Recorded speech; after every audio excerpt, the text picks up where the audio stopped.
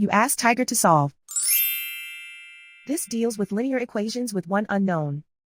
The final result is x equals -2. Let's solve it step by step. Simplify the expression. Simplify the arithmetic.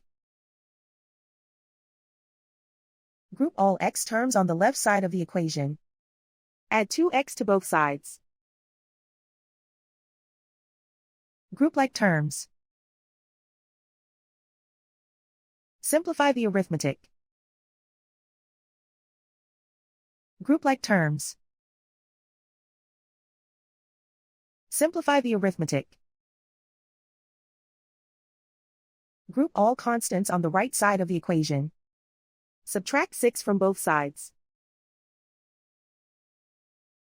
Simplify the arithmetic.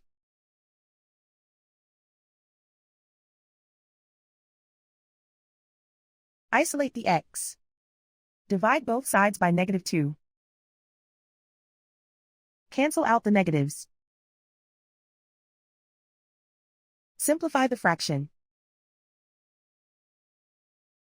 Move the negative sign from the denominator to the numerator. Find the greatest common factor of the numerator and denominator. Factor out and cancel the greatest common factor.